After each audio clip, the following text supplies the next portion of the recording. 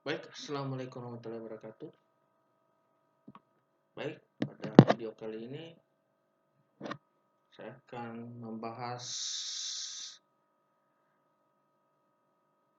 mata kuliah pengantar ilmu kesehatan, tema unit kesehatan siswa. Jadi kita berbicara di sini, yang manakah bagian dari unit kesehatan siswa, fungsinya apa, peranannya apa, dan dalam bentuk apa implementasinya di utamanya sekolah dasar.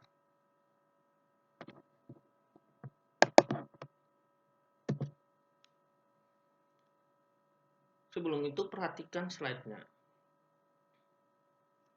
Pemeliharaan kesehatan anak dan remaja. UKS itu sudah sejak posyandu sampai SMA ya. Tapi kita lebih fokus kepada SSD atau MI ya di sini.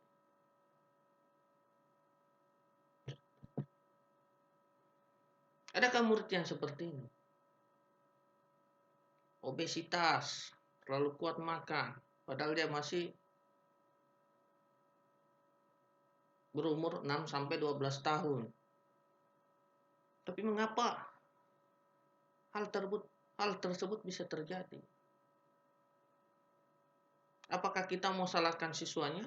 Ataukah kita mau salahkan orang tuanya? Semua ini bisa dicegah. Bagaimana cara mencegahnya? Kita akan jelaskan di slide sebentar ya. Perhatikan dulu gambar ini. Dari tampak luar, anak ini bukan kekurangan gizi ya. Kalau kelihatan. Tapi kelihatannya anak kalau seperti ini dia terkena penyakit apa? Karena kita mau bilang tidak sehat. Badannya berisi. Tapi kelebihannya, apakah ini masuk obesitas? Jadi seorang guru itu perlu juga ilmu kesehatan. Untuk bisa membedakan yang mana sehat dan yang mana tidak sehat ya. Kira-kira siswa ini ada apa dengan siswa ini sebenarnya? Kalau dilihat dari gambar. Apakah dia obesitas? Lihat tanda tanya ya. Apakah dia cacingan? Masuk akal juga. Di situlah peranan UKS. Jadi di sini tantangan dan masalah kesehatan. Apa tantangannya? Dan masalah kesehatan apa yang sering muncul di anak usia sekolah dasar? Jadi perlu kita identifikasi masalah di sini. Anda belajar BK, Anda pelajari perkembangan siswa. Di sini Anda belajar ilmu kesehatan, Anda pelajari. Anda identifikasi apa masalahnya ya.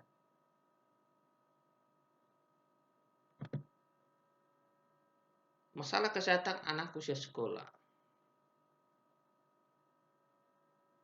Saya tandai di situ sangat kompleks dan berbeda-beda untuk setiap tingkatan. Tapi kita berbicara pada umumnya saja. TK, SD, MI.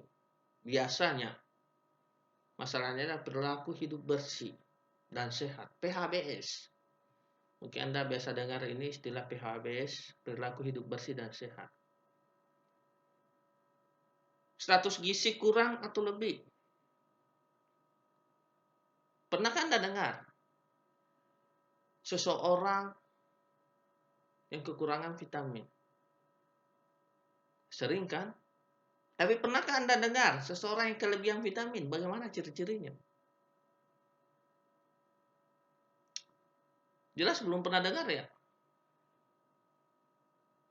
Penjelasan itu akan kita bahas di video saya yang ketiga. Poin ketiga, kelainan refraksi atau penglihatan. baru SD kelas 1 sudah memakai kacamata. Dilihat dari hierarki orang tuanya tidak pernah memakai kacamata. Kira-kira di sini apa penyebabnya? Poin keempat, masalah kesehatan gigi dan mulut ya. Kalau ini jelas. Cacingan.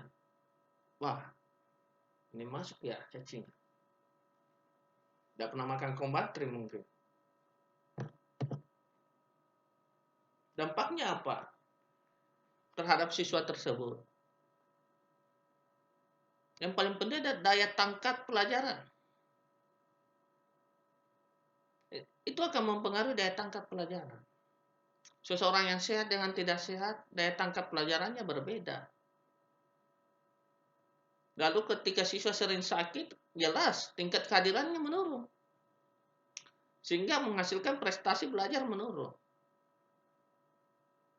Prestasi belajar itu masuk kognitif, keterampilan, sikap, itu semua adalah prestasi belajar. Lalu upaya apa yang dilakukan sekolah untuk meningkatkan kualitas sekolah? Kesehatan anak usia sekolah. Upaya apa yang Anda lakukan?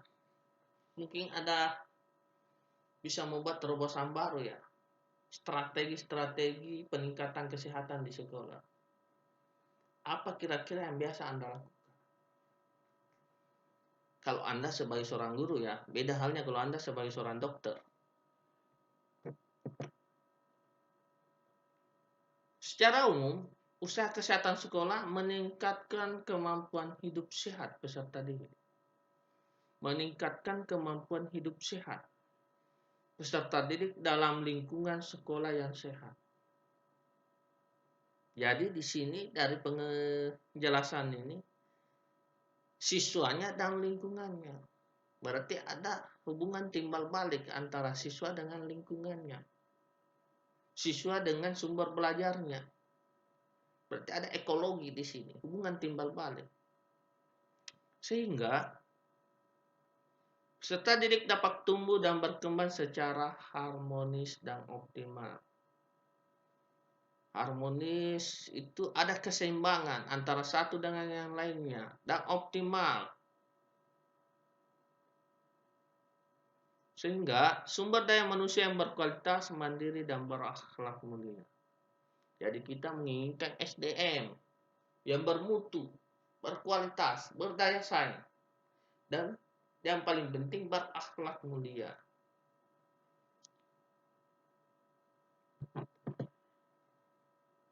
UKS. Lihat, di sebelah kanan pojok paling atas, itu adalah logo UKS. Kita lihat maknanya dulu. Segitiga sama sisi. Ada pendidikan kesehatan, ada pelayanan kesehatan, ada pembinaan, lingkungan sekolah kesehatan, pelayanan, pendidikan, pembinaan. Itu masuk dari segitiga ya. Jadi ada 3 poin pokok yang akan kita bahas di unit kesehatan siswa. Pendidikan, pelayanan, dan pembinaan. Lingkaran itu menjelaskan bahwa UKS itu dilaksanakan secara terpadu ya. Jadi semua sektor terkait di sini. Pihak kesehatan, misalnya kalau dia berada di lingkungan desa, pihak kesehatan puskesmas, pendidikan kesehatan, kita upload cara belajar sehat itu di dalam kurikulum kita. Kemudian kita lakukan pembinaan.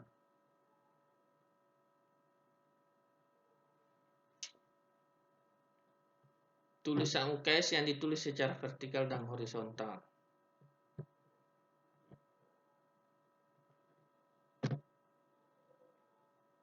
Berarti kita lihat dulu ruang lingkup UKS. Kita lihat dulu pendidikan kesehatan. Tadi kan ada 3 dalam segitiga. Pendidikan, pelayanan, dan pembinaan. Kita lihat dulu pendidikan. biasanya kita integrasikan pendidikan kesehatan itu dalam beberapa mata pelajaran yang ada di SD.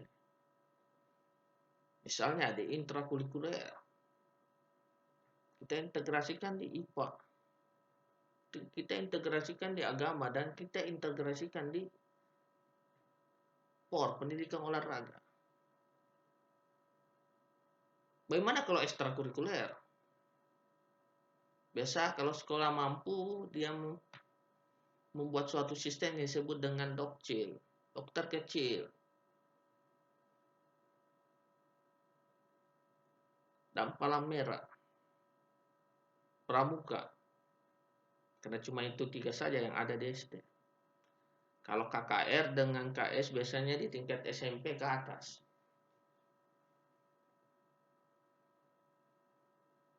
Jadi ruang lingkup pendidikan kesehatan itu kita integrasikan di intra maupun di ekstra. Jadi kalian harus tahu ruang lingkupnya, jangan sampai Anda memasukkan di matematika. Anda buat tema baru ya,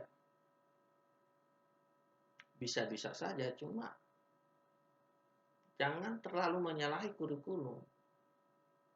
Walaupun Anda melakukan sedikit pengembangan kurikulum, cuma jangan terlalu jauh melenceng.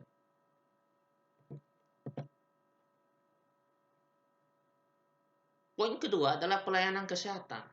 Dari segitiga UKS yang tadi. Ada pelayanan. Pelayanan kita berbicara tentang penyuluhan. Ya, biasa kita datangkan tenaga-tenaga ahli ya. Atau biasa gurunya sendiri.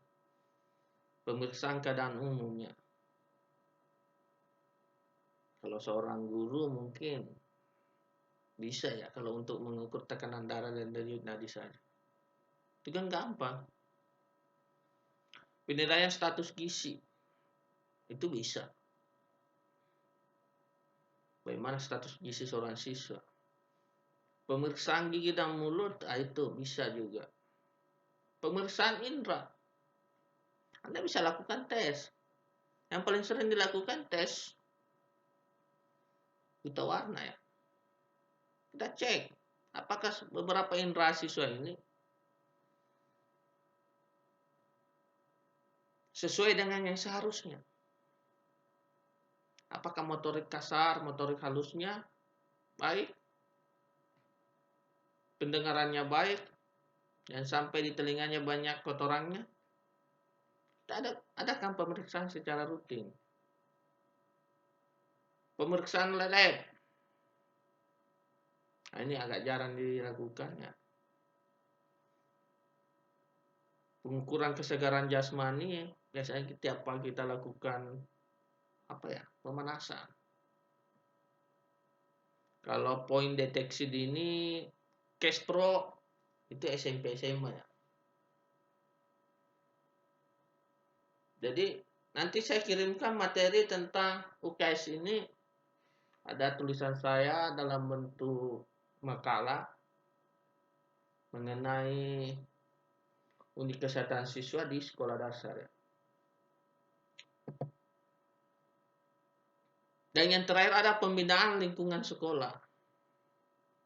Jadi harus ada kesinambungan. Jangan sampai siswanya yang bersih tapi lingkungannya tidak bersih. Siswa dan lingkungannya bersih tapi gurunya tidak bersih. Berarti harus ada keseimbangan di sini, harus harmonis.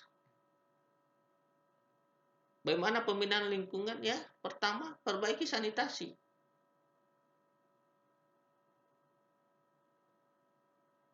Ya, jangan sampai anak SD itu buang airnya sembarangan karena tidak punya sarana sanitasi. Mau belajar dengan metode natural science yang langsung ke alam, dia tidak punya taman ya. Mau lihat pohon, tidak punya pohon. Bagaimana mau adem ruangannya kalau AC terus? Tidak ada AC alami. Dan yang paling penting adalah no smoking ya. Dan sampai gurunya smoking.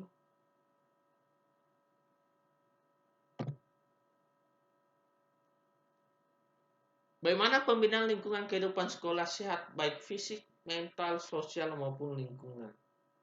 Biasanya kan ada istilah-istilah, misalnya pelaksanaan 7K, kebersihan, keindahan, kenyamanan, ketertiban, keamanan, kerapian, dan kekeluargaan. Ini sudah include di pelaksanaan 7K ini. Pembinaan dan pemeliharaan kesehatan lingkungan. Nah, ini sudah include di kurikulum. Pembinaan kerjasama antara masyarakat dengan sekolah. Ada kerjasama pegawai puskesmas dengan sekolah. Atau kita datangkan ahli-ahli kesehatan di sekolah. Kalau sekolahnya mampu sih. Kalau tidak mampu, yang ambil alih siapa? Yang jelas harus gurunya. Jadi ilmu-ilmu kesehatan itu penting ya.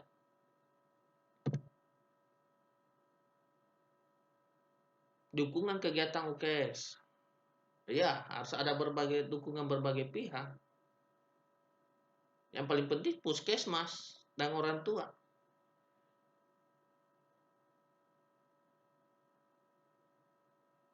Jadi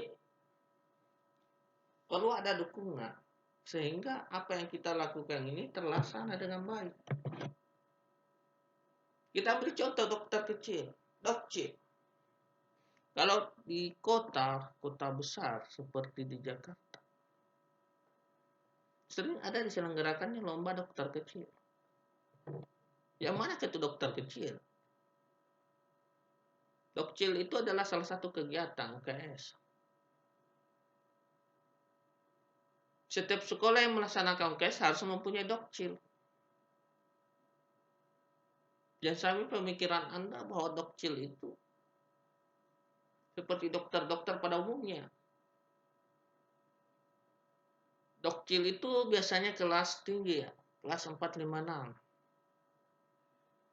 Telah mengikuti kegiatan-kegiatan pelatihan atau kegiatan-kegiatan yang sifatnya kesehatannya yang dilantik oleh pejabat yang berwenang. Ya, kalau UPTD Kesehatan Kecamatan yang mengadakan ya yang bertanda tangan UPTD Kesehatannya. Tidak mesti harus dokter ya.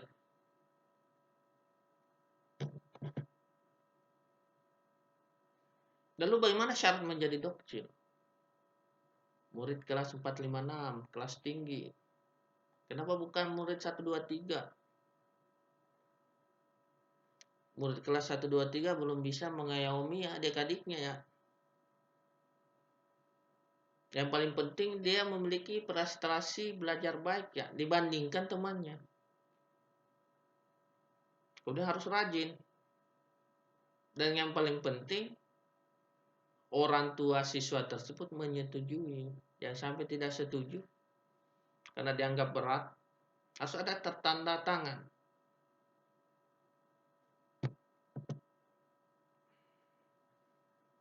Mengenai tugas dan kewajiban, ini Anda bisa pelajari sendiri ya. Nanti saya kirimkan modulnya ya, yang membahas tentang ini. Ini penjelasan secara umum saja.